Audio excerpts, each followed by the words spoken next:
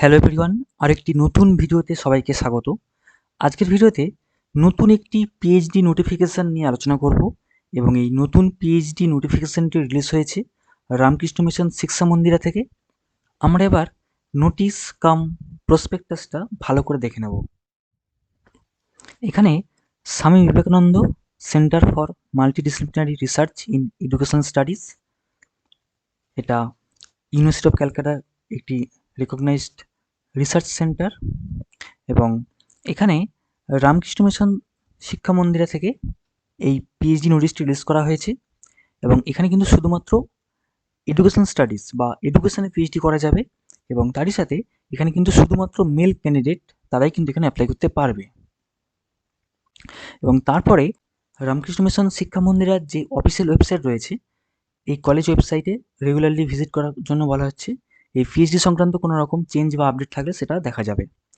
তারপরে admission procedure সম্পর্কে এখানে কয়েকটি বিষয় ডিটেলসে দেওয়া রয়েছে। যেমন এখানে বলা রয়েছে যে অ্যাডমিশন প্রসিডিউর উইল ফলো, এখানে 2025 সালের ইউনিভার্সিটি অফ ক্যালকাটার যে পিএইচডি রেগুলেশন রয়েছে সেটা এখানে ফলো করা হবে। এবং এখানে সবচেয়ে গুরুত্বপূর্ণ বিষয় নাম্বার অফ সিটস, এখানে টোটাল 10টি ভ্যাকেন্সি রয়েছে। এডুকেশন সাবজেক্টে টোটাল 10টি সিট রয়েছে, তার মধ্যে ইউআর রয়েছে 4টি, এসসি রয়েছে 2টি, এসটি রয়েছে 1টি, ওবিসি এ রয়েছে 1টি, ওবিসি বি রয়েছে 1টি এবং ইডব্লিউএস রয়েছে 1টি। এবং অ্যাপ্লিকেশন ফর্ম, এই যে কলেজের যে ওয়েবসাইট রয়েছে rkmsm.org, এখানেই কিন্তু পিডিএফ ফরম্যাটে অ্যাপ্লিকেশন ফর্ম রয়েছে। যেমন অফিসিয়াল ওয়েবসাইটে গেলেই এখানে কিন্তু নিচে রয়েছে অ্যাপ্লিকেশন ফর্ম, এই যে ডাউনলোড অ্যাপ্লিকেশন ফর্ম, এটা রামকৃষ্ণ মিশন শিক্ষা মন্দিরের যে অফিসিয়াল ওয়েবসাইট, এখান থেকেই কিন্তু অ্যাপ্লিকেশন ফর্মটা পাওয়া যাবে। এবং এখানে অ্যাপ্লিকেশন ফর্ম ডাউনলোড করে এটা কিন্তু নিচে হাতে ফিল আপ করতে হবে, ফিল আপ করে তারপরে জমা করতে হবে। তারপর আমরা আবার প্রসপেক্টাসে চলে যাব এবং এই যে পিডিএফ ফরম্যাটে ফর্ম রয়েছে এটা ফিল আপ করে হার্ড কপিটা কিন্তু কলেজ অফিসে গিয়ে জমা করতে হবে। তারপর এখানে রয়েছে eligibility criteria for application, at least 55% marks দরকার, এমএ ইন এডুকেশন কিংবা এমএডে থাকতে হবে এবং রিজার্ভ ক্যাটাগরির জন্য 5% মার্কসের ছাড় রয়েছে এবং valid net set slate qualification থাকতে হবে। অর্থাৎ নেট সেট স্লেট কোয়ালিফিকেশন ছাড়া কিন্তু এখানে অ্যাপ্লাই করা যাবে না, অর্থাৎ কোনো রকম রেট এখানে হবে না। তারপর এখানে বলা রয়েছে পেমেন্ট ফর অ্যাপ্লিকেশন ফর্ম, তো এখানে 1000 টাকা রয়েছে অ্যাপ্লিকেশন ফর্ম জন্য পেমেন্ট করতে হবে, অ্যাপ্লিকেশানের পেমেন্ট। তারপর রয়েছে date of submission of application, 10th April থেকে ফর্ম ফিল আপ শুরু হচ্ছে এবং 24 এপ্রিল হচ্ছে ফর্ম ফিল আপের লাস্ট ডেট। ফর্ম ফিল আপের লাস্ট ডেট মানে অ্যাপ্লিকেশানটা সাবমিট করার লাস্ট ডেট। এবং তারপরে publication of date, time and list of candidates eligible for viva batch, যেমন কোনো রকম রেট এখানে হবে না, ডাইরেক্ট এখানে ভাইভা হবে এবং সেই date, time, list of candidates eligible যারা ভাইভার জন্য, সেই লিস্টটা এখানে পাবলিশ করা হবে। সেটা পরবর্তীতে ওয়েবসাইটে জানিয়ে দেওয়া হবে, তার জন্য রেগুলারলি ওয়েবসাইট ভিজিট করতে হবে। এবং তারপরে date and time of document verification, সেটাও ওয়েবসাইটে পরবর্তীতে জানানো হবে। এবং এক্সেমটেড ফ্রম কোর্স ওয়ার্ক থেকে কারা এক্সেমটেড, তারা এই ফিজ রেগুলেশন এখান থেকে গিয়ে দেখে নেওয়া যাবে। অ্যাডমিশন ফিস, এখানে অ্যাডমিশন ফিস যেটা নন রিফান্ডেবল সেটা এখানে বলা রয়েছে ডিটেলসে।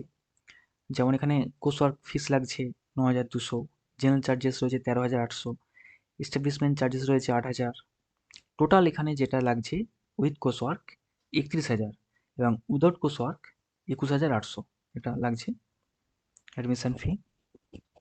এবং তারপরে এখানে যে কয়েকটি বিষয় দেওয়া রয়েছে সেটা হচ্ছে যে candidates are to submit self attested photocopies of the following, অর্থাৎ এই যে লিস্ট দেওয়া রয়েছে ডকুমেন্টের লিস্ট, এগুলো কিন্তু ওই অ্যাপ্লিকেশন ফর্মের সঙ্গে কিন্তু ফিল আপ করা অ্যাপ্লিকেশন ফর্মের সঙ্গে অ্যাটাচ করতে হবে এবং এগুলো সব সেলফ অ্যাটেস্টেড ফটোকপি দিতে হবে। যেমন মাধ্যমিকের অ্যাডমিট দিতে হবে কিংবা সার্টিফিকেট দিতে হবে, এজ প্রুফের জন্য আধার কার্ডের ফটোকপি দিতে হবে।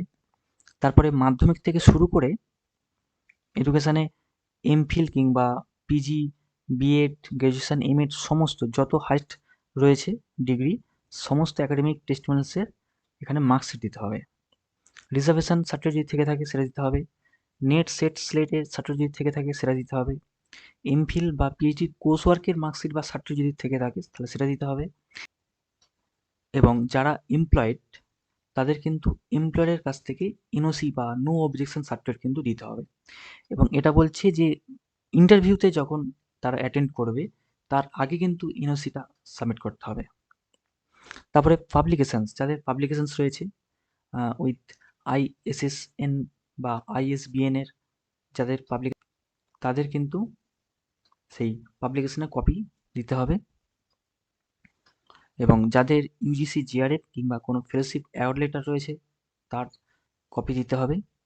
এবং তারপরে টাইপড প্রপোজাল, এখানে কিন্তু রিসার্চ প্রপোজাল দিতে হবে, এবং রিসার্চ প্রপোজাল এখানে বলা রয়েছে যে তার ফন্ট হবে Times New Roman 12 font, single space, normal margin, এবং সেখানে title, submitted by, objective, significance, methodology 2000 ওয়ার্ডের মধ্যে যেন রিসার্চ প্রপোজাল লেখা হয়, এবং মেন যে সমস্ত বিষয়গুলো যেন থাকে রিসার্চ প্রপোজালে, যেমন অবজেক্টিভ, সিগনিফিকেন্স, ম্যাথোলজি, তিনটে যেন থাকে, সেটা এখানে মেনশন করে দেওয়া হয়েছে।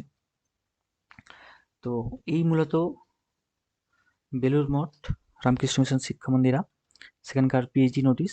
তো এই সমস্ত ডকুমেন্টগুলো অ্যাটাচ করতে হবে।